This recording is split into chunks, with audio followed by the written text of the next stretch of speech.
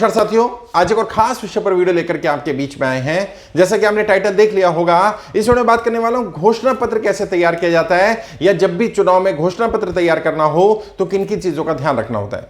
मैं यहां मोटे मोटे तौर पर 6-7 चीजों के बारे में बात करने वाला हूं।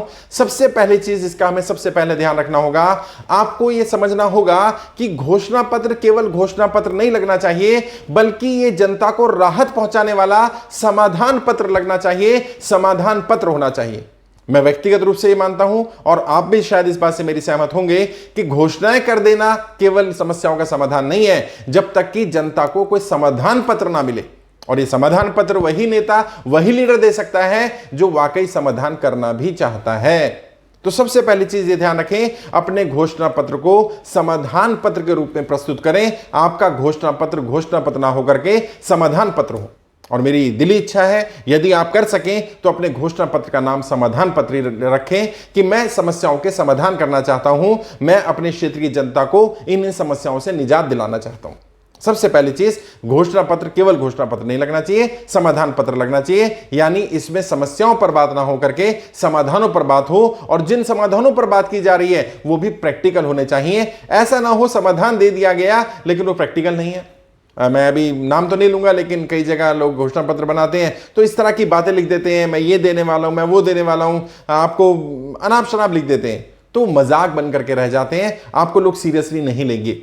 तो सबसे पहली चीज, समाधान पत्र की तैयारी करिए, घोषणा पत्र की तैयारी मत करिए। वो केवल घोषणाएं, कोरी कल्पनाएं ना लग करके वो समाधान लगने चाहिए कि हाँ वाकई आप सीरियस हैं कुछ समस्याओं को लेकर के, और आप उन क्षेत्र की समस्याओं के समाधान भी जानते हैं, समाधान करना चाहते हैं। पहली चीज। दूसरी चीज क्या ध्यान रखनी है, जब भी तैयार करना है तो घोषणा पत्र को इस तरह से तैयार करना है कि आपकी व्यक्ति की या इंडिविजुअल छवि और आपकी पार्टी की छवि वो खराब ना हो, डैमेज ना हो, लोग आपको और आपकी पार्टी को सीरियसली लेने लग जाएं। जी हां, यह बात सही है। कई बार घोषणा पत्र इतना बढ़िया तरीके से तैयार किया जाता है, कई बार इस तरह से बातें रखी जाती हैं कि लोग मजबूर हो जाते हैं। खासकर से वो लोग, एक वोटर का तबका होता है जो क्या करता है, वो हवा के रुख को देख करके या सिचुएशन को देख करके या व्यक्ति की सीरियसनेस या पार्टी की सीरियसनेस को देख करके अपने मत का अधिकार तय करता है कि मुझे वोट किसको देना है। खासकर से वो पढ़ा लिखा तबका हो सकता है, या इंटेलेक्चुअल लोग हो सकते हैं, या वो लोग हो सकते हैं जो डिस्कशन में, डिबेट में ज्यादा पार्टिसिपेट करते हैं, जो समस्याओं के समाधान में ज्यादा इन्वॉल्व रहते हैं, जो चाहते हैं कि वाकई बदलाव हो, परिवर्तन आए, कुछ नया आना चाहिए, कुछ चेंज आना चाहिए। ऐसे समय में आपका ये जो समाधान पत्र है या घोषणा पत्र है, ये बहुत कारगर साबित हो सकता है। आपकी अपनी छवि बनाने के लिए, आपकी पार्टी की छवि बनाने के लिए घोषणा पत्र का, समाधान पत्र का इस्तेमाल करिए। कैसे करना है, इसमें आपको जब घोषणा पत्र तैयार करें तो अपनी व्यक्तिगत लेवल पर आपके जो अनुभव रहे हो, उन अनुभव को भी उसमें समाधान पत्र में साझा करिए कि इन समस्याओं के ये समाधान आप क्यों दे पा रहे हैं, कैसे दे पा रहे हैं, आपके मन में ये विचार कैसे आया, कहां से ये समाधान आए, और आपके पास क्या क्या कॉन्क्रीट या क्या ठोस ऐसा है जो आप इतने रिजिड हैं या इतने कॉन्फिडेंट हैं कि आप इस समस्या का समाधान कर देंगे। आप या आपकी पार्टी, उम्मीदवार या उम्मीदवार की पार्टी, जिस पार्टी से वार है, तो उस पार्टी पर लोग भरोसा क्यों करें, क्यों उस पार्टी की दी हुई बातों पर लोग विश्वास करें, ऐसा क्या है जिस पर लोग भरोसा करने को तैयार हो जाएं। कुछ कॉन्क्रीट, कुछ स्ट्रॉन्ग, कुछ बेस, कुछ सॉलिड फाउंडेशन लोगों को चाहिए होती है। और जब एक बार कुछ दिख जाता है, लोगों को लगने लगता है कि इस व्यक्ति में दम है, इस पार्टी में, इस विचारधारा में दम है, या इनके साथ जो लोग जुड़े हैं उनमें दम है, तो फिर आहिस्ता आहिस्ता लोग आप पर विश्वास करने लगते हैं, आपको शुरू में सपोर्ट करने लगते हैं, और सपोर्ट के बाद वोट मिलना आसान हो जाता है।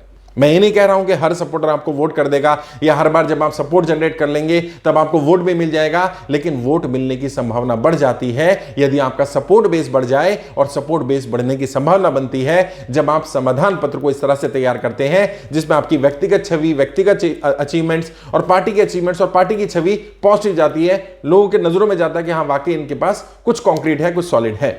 ये दूसरी चीज का हमें ध्यान रखना है। तीसरी चीज, जब भी समाधान पत्र बनाए, या जैसा कि जर्नल भाषा में उसको घोषणा पत्र कहा जाता है, बट मैं मानता हूं समाधान पत्र होना चाहिए। तीसरी चीज क्या ध्यान रखनी है, वादे इस तरह से तैयार करने हैं कि जिससे लगना चाहिए कि केवल वादों पे बात नहीं हो रही है, उन वादों के बेस पर जाना पड़ेगा। ये वादा क्यों किया गया, वादे के बारे में आपके मन में ये विचार क्यों आया कि मैं ये देने वाला हूं, और देने वाला हूं तो उसके बारे में पूरी जानकारी, समस्या के बारे में पूरी जानकारी, और फिर समाधान के बारे में पूरी जानकारी थोड़ा डिटेल में बताना पड़ेगा।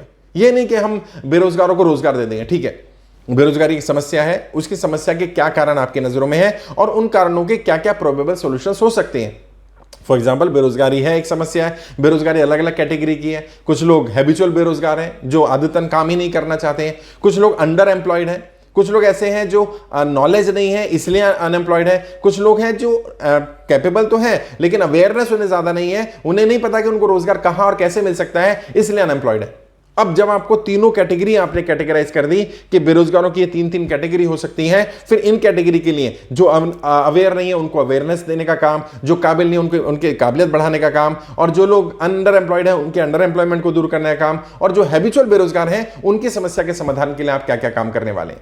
अब जब कोई व्यक्ति इसको पढ़ेगा तो वाकई वो उसे समाधान पत्र की तरह लगेगा, केवल घोषणा पत्र की तरह नहीं लगेगा। एक लाइन में लिख देना कि हम बेरोजगारी को मिटाएंगे या युवाओं को रोजगार देंगे, नहीं, ऐसे नहीं चलेगा। आपने बेरोजगारी को डिफाइन किया, आपके हिसाब से बेरोजगारी क्या है, बेरोजगारी की कैटेगरीज क्या है और किस कैटेगरी का क्या समाधान हो सकता है। ये एक उदाहरण था। ऐसे बहुत सारे जो भी मुद्दे हम लिखेंगे, अगर घोषणा पत्र पार्टी का है और पार्टी अपोजिशन में है तो अलग तरह का होगा, सरकार में है और दोबारा सरकार में आना चाहते हैं तो अलग तरह का होगा, नई पार्टी है तो अलग तरह का होगा, राज्य स्तर का है तो अलग तरह के मुद्दे होंगे, अलग तरह के समस्याएं और समाधान होंगे, राष्ट्रीय स्तर का है तो अलग समस्या समाधान होंगे। अगर घोषणा पत्र या समाधान पत्र आप विधानसभा स्तर का है, विधायक का चुनाव लड़ रहे हैं, सांसद का चुनाव लड़ रहे हैं, सांसद स्तर का होगा, कॉर्पोरेशन लड़ रहे हैं तो कॉर्पोरेशन स्तर का होगा, तो उसी स्तर की समस्याएं और उनके समाधान विस्तार से कितना बड़ा होगा, क्या साइज होगा, वो भी डिपेंड करेगा कि आप कौन सा चुनाव लड़ने वाले हैं, कितनी समस्याएं और किनके उनके कितने डिटेल समाधान हमारे पास मौजूद है या जितना हम डिटेल ज्यादा से ज्यादा दे सकते हैं। जब भी आप इसको बनाएंगे तो विस्तार से मैं भी मदद कर सकता हूं। मेरी टीम में बहुत सारे लोग हैं जो घोषणा पत्र बनाने में आपकी मदद कर सकते हैं। आप जिस भी राज्य से जो भी चुनाव लड़ रहे हैं, पार्टी से लड़ रहे हैं, इंडिपेंडेंट लड़ रहे हैं, कोई फर्क नहीं पड़ता है, आपका घोषणा पत्र तैयार किया जा सकता है और इससे कुछ परसेंट, 1-2% वोट को इधर उधर जो फ्लोटिंग वोटर है उसको कंट्रोल किया जा सकता है, अपनी फेवर में किया जा सकता है, दूसरे के विरोध में भी किया जा सकता है। यह हमारा घोषणा पत्र अगर अच्छी तरह तैयार हो जाए तो। चौथी चीज जिसका हमें ध्यान रखना है, कुछ ऐसे मुद्दे या ऐसी बातें भी डालनी है जो लोगों ने आपको जानकारी दी हो या लोगों से आपको पता चली हो, और हो सके तो उन लोगों के बारे में बता दीजिए। भले ही लोगों का नाम मत लिखिए, उस मोहल्ले के बारे में। फॉर एग्जांपल, इस गली में यहाँ के लोगों को ये समस्या आई थी, वो लोग हमारे पास आए या हमारी टीम वहां गई, उन्होंने ये समस्या बताई, इन समस्याओं के ये प्रोबेबल सॉल्यूशंस किए जा सकते हैं, इस क्षेत्र के ये लोग हो सकते हैं, ऐसे अलग अलग कैटेगरी के किए जा सकते हैं। इंडस्ट्री वालों को ये समस्या आ रही है, अगर आपका इंडस्ट्रियल एरिया है, अगर आपके यहाँ पर जे कॉलोनी है, झुग्गी झोपड़ी कॉलोनी है, तो वहां पर उनकी क्या समस्याएं आ रही हैं और उनके लिए क्या किया जा सकता है। अनऑथराइज कॉलोनीज है तो उनकी क्या समस्याएं हैं, उनके लिए क्या किया जा सकता है। आपके यहाँ सोसाइटीज हैं, पॉश एरियाज हैं तो वहां क्या समस्याएं हैं। आपका राज्य डेवलप है तो वहां क्या किस तरह की समस्याएं हैं। अगर राज्य डेवलप नहीं, अंडर डेवलप है या अंडर प्रिविलेज है तो उसकी क्या समस्याएं हैं। केंद्र में आप सरकार में आ रहे हैं तो वहां किस किस सेक्टर में क्या क्या समस्याएं आ रही हैं, उनके क्या क्या प्रबल समाधान है। उन सेक्टर के एक्सपर्ट से आपने बात की है कि नहीं की होगी। ऑब्वियस सी बात है, अगर आप राष्ट्रीय स्तर पर चुनाव लड़ना चाहते हैं या कुछ बड़ा काम कर रहे हैं तो आपने टीम बनाई होगी राष्ट्रीय स्तर पर, राष्ट्रीय स्तर के मुद्दे इकट्ठे किए होंगे, वहां की समस्याएं पता की होंगी, उन सेक्टरों की समस्याओं के समाधान ढूंढे होंगे, उन एक्सपर्ट्स के बारे में बात करिए। अगर कोई वेल नोन एक्सपर्ट हैं जिनको लोग बहुत ज्यादा जानते हैं तो उनके नाम भी लिख सकते हैं, वरना उस सेक्टर के बारे में तो कम से कम डिटेल में लिख सकते हैं। इससे क्या होता है, 2 फायदे होते हैं। पहला फायदा तो लोग उसे जानते हो या ना जानते हो, लोग ये मानते हैं कि इस उम्मीदवार ने, इस पार्टी ने मेहनत की है, ग्राउंड पर रिसर्च करने में काम किया है। और अगर आप छोटे स्तर का चुनाव लड़ रहे हैं, छोटा स्तर मतलब निचले स्तर का, त्रिस्तरीय पंचायती राज सिस्टम में जिला पंचायत सदस्य का, बीडीसी मेंबर का, या आप कॉर्पोरेशन का भी चुनाव लड़ रहे हैं, या कहीं पर जिला पंचायत मेंबर का चुनाव या जिला पंचायत चेयरमैन का चुनाव भी डायरेक्ट होता है, चेयरमैन का चुनाव लड़ रहे हैं, जहां पर 10, 20, 50 हजार, 1 लाख तक के वोट है, यानी विधायक से छोटा, विधायक और सांसद से छोटा, और बाकी निचले स्तर के चुनाव अगर आप लड़ रहे हैं तो वहां पर यह चीज और ज्यादा काम आती है। जब आप किसी पर्टिकुलर मोहल्ले के बारे में बात करते हैं, जब आप किसी पर्टिकुलर गली के बारे में बात करते हैं कि वहां के लोगों ने आकर के समस्याएं बताई हैं और इन समस्याओं के ये प्रोबेबल सॉल्यूशंस हो सकते हैं, और इन सॉल्यूशंस को किया जा सकता था कॉर्पोरेटर के द्वारा, चेयरमैन के द्वारा, या विधायक से कहलवा करके, या सांसद से या मेयर से कहलवा करके, लेकिन नहीं किया गया। अगर हम सत्ता में आते हैं, हम जीतते हैं, तो हम इन प्रोबेबल सॉल्यूशंस पे काम करेंगे। ये हमारा अपना घोषणा पत्र है, या हमारा ये समाधान पत्र है। ये चौथी चीज, इसका हमें ध्यान रखना है। 5वीं चीज, किसी एक्सपर्ट की राय लें। जैसे मैंने कहा, मैं भी हेल्प कर सकता हूं और लोग भी हेल्प कर सकते हैं, क्योंकि मुद्दे तो वही होते हैं, कॉमन मुद्दे। उन कॉमन मुद्दों को रखना किस तरह से है, जैसे खाना बनाना और खाने को प्रेजेंट करना, दोनों में अंतर होता है। बढ़िया खाना बहुत लोग बना लेते हैं, लेकिन बढ़िया खाने को प्रेजेंट अगर अच्छी तरह नहीं करेंगे तो उसकी प्रेजेंटेशन अच्छी नहीं है तो खाना अच्छा है या नहीं है वो तो खाने के बाद पता चलेगा ना। देखते समय वो अच्छा दिखना चाहिए, तो यानी कि आप चुनाव जीतने के बाद काम करेंगे नहीं करेंगे, कितना कर पाएंगे, वो तो बात की बात है। अभी क्या है, अभी केवल आपका ये समाधान पत्र या घोषणा पत्र ही है जनता के सामने, तो कम से कम वो तो बढ़िया बने, उसमें तो कुछ अच्छी तरह से। और जब आप हजारों लाखों रुपए और करोड़ों रुपए भी लोग चुनाव में लगा रहे हैं, तो कुछ पैसे घोषणा पत्र बनाने में भी लगाए जा सकते हैं, ताकि कम से कम हमारी छवि तो सही जाए, हमारी इमेज तो सही जाए। और ये दो चीजें, एक तो आपका अपना प्रोफाइल और एक आपका घोषणा पत्र, ये दो चीजें जरूर एक्सपर्ट से बनवाइए, और मुझसे नहीं, किसी से भी बनवाइए, लेकिन ये एक्सपर्ट की राय लीजिए, ताकि आपकी बात असरदार तरीके से लोगों तक पहुंच सके। और प्रोफाइल भी, डिजिटल प्रोफाइल भी बनेगा आपका और फिजिकल प्रोफाइल भी बनेगा। ऐसे ही कोशिश करें घोषणा पत्र में भी डिजिटल घोषणा पत्र भी बनवाएं और फिजिकल घोषणा पत्र भी बनवाएं। ये पांचवी चीज, इसका आपको ध्यान रखना है। छठी चीज, अपने क्षेत्र, अपने राज्य, अपने देश के बारे में जीत जाने के बाद का आपका रोड मैप क्या है, जहां से आप प्रतिनिधित्व करना चाहते हैं, जीत जाने के बाद वह क्या करने वाले हैं।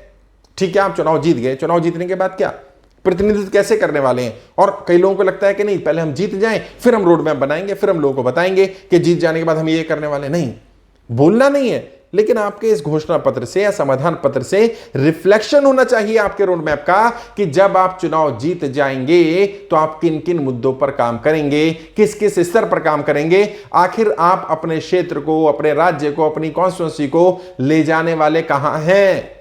एक हल्की सी झलक दिखनी चाहिए उस फ्यूचर की, उस विजन की, जो विजन आपके दिमाग में है, जो फ्यूचर आपके दिमाग में है। और जब आप इस तरह से अपनी बात रखेंगे तो देख लेना यह असरदार साबित होगी। इसका इंपैक्ट पड़ेगा, आपका घोषणा पत्र एक्चुअल में एक समाधान पत्र की तरह काम करेगा और लोग आपकी तरफ अट्रैक्ट होंगे, आपको सीरियसली लेने लगेंगे। और जब जनता आपको सीरियसली लेने लगती है तो आपको वोट मिलने की संभावना, सपोर्ट मिलने की संभावना बहुत अधिक बढ़ जाती है। एक आखिरी चीज, इसका भी ध्यान रखना है। कई लोग कहते हैं साहब इन सब चीजों से कोई फर्क नहीं पड़ता। मैं आपको बता रहा हूं, मैंने एक वीडियो भी बनाई थी प्रचार के बारे में। यकीन मानिए हर चीज का इंपैक्ट पड़ता है, कम या ज्यादा ये तो हो सकता है, लेकिन कोई ये कहे कि किसी चीज का इंपैक्ट नहीं पड़ता, मैं ये बिल्कुल कतई स्वीकार नहीं कर सकता। इंपैक्ट पड़ता है और पढ़े लिखे लोगों पर, इंटेलेक्चुअल लोगों पर बहुत ज्यादा फर्क पड़ता है। और अब तो जैसा मैंने बता भी दिया आपको कि जब हम बनाते हैं घोषणा पत्र, तो डिजिटल घोषणा पत्र भी होता है हमारा और फिजिकल भी होता है। फिजिकल उनके लिए जो पढ़ना चाहते हैं, डिजिटल उनके लिए जो देखना चाहते हैं। वीडियो फॉर्मेट में भी हो सकता है, वॉइस फॉर्मेट में भी हो सकता है, अलग अलग तरीके से उसको तैयार किया जाता है, इफेक्टिव तरीके से, इंप्रेसिव तरीके से, ताकि सामने वाले के दिमाग में हमारे बारे में एक पॉजिटिव इमेज जाए, कैंडिडेट के बारे में भी जाए, पार्टी के बारे में भी जाए। वैसे भी जब आप घोषणा पत्र बनाएंगे, चुनाव लड़ेंगे, तो आपको घोषणा पत्र तो बनाना ही पड़ेगा। थोड़ी सी मेहनत कर लीजिए, किसी एक्सपर्ट की राय लेकर के, बढ़िया सी टीम तैयार करके, जो आपके इन छोटी छोटी चीजों पर काम कर ले। वो लोग जो आपको बता पाए कि किस चीज का कितना इंपैक्ट आ सकता है। घोषणा पत्र तो बना लिया, लेकिन कौन सी चीज किस सीक्वेंस में आनी चाहिए, जिससे कि हमारे वोटर इन्फ्लुएंस हो, हमारे वोटर संगठित हो और सामने वाले के वोटर संगठित ना हो पाए। क्या सीक्वेंस रहेगा, कौन सी चीज कब बतानी है, कितनी बतानी है, किस पर कितना इंपैक्ट डालना है। मुद्दे तो सारे उठाने पड़ेंगे, लेकिन कौन से मुद्दों को दबा करके रखना है, कौन से मुद्दे को ज्यादा हाईलाइट करना है, किस में कितना ज्यादा इंपैक्ट डालना है और किससे कितना ज्यादा बेनिफिट हमें मिल सकता है, उस सबको ध्यान रखना जरूरी है। फिर भी जब भी आप चुनाव लड़ें, मैं आपको रिकमेंड यही करूंगा, किसी एक्सपर्ट की राय लें, मुझसे बात कर सकते हैं। और भी बहुत सारे लोग हैं जो इस तरह की गाइडेंस देते हैं। ट्रेनिंग तो मैं ही देता हूं, बट गाइडेंस तो बहुत लोग दे सकते हैं। किसी एक्सपर्ट की राय लें जो राजनीति में ऑलरेडी रहे हो, वो आपको थोड़ा समझा पाएंगे। वैसे जो मंझे हुए राजनेता हैं वो कभी भी दूसरे को ट्रेन नहीं करते हैं, सिखाते नहीं हैं, क्योंकि वो जानते हैं कि अगर सामने वाला सीख गया, ट्रेन हो गया, मेरे बराबर आ गया, तो कई बार मेरा कॉम्पिटिटर भी बन सकता है। मेरी कोशिश रहती है मैं लोगों को साफ गोई से बताऊं, सच्चाई बताऊं। जब भी आप चुनाव लड़ें तो आप बात करिएगा, मैं कोशिश करूंगा आपको गाइड कर पाऊं। आपको फोन नंबर चाहिए तो वीडियो के डिस्क्रिप्शन जाइएगा, मेरा फोन नंबर मिल जाएगा।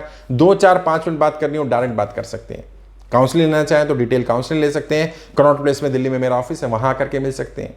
ट्रेनिंग लेना चाहें तो हमारी वेबसाइट है www.iplindia.org, वहां जाकर के ऑनलाइन ट्रेनिंग ले सकते हैं। यूट्यूब के माध्यम से ट्रेनिंग लेना चाहें तो देखिएगा सब्सक्राइब साथ ज्वाइन बटन है ब्लू कलर का, वहां क्लिक करेंगे, बहुत सारी ऑप्शंस आ जाएंगी। जो ट्रेनिंग आप लेना चाहें वो ट्रेनिंग भी ले सकते हैं। कोशिश करूंगा आपको गाइड कर पाऊं। आज के लिए इतना ही, आगे किसी और विषय पर बात करेंगे। आपके उज्जवल राजनीतिक भविष्य के लिए हार्दिक शुभकामनाएं। जय हिंद, जय भारत।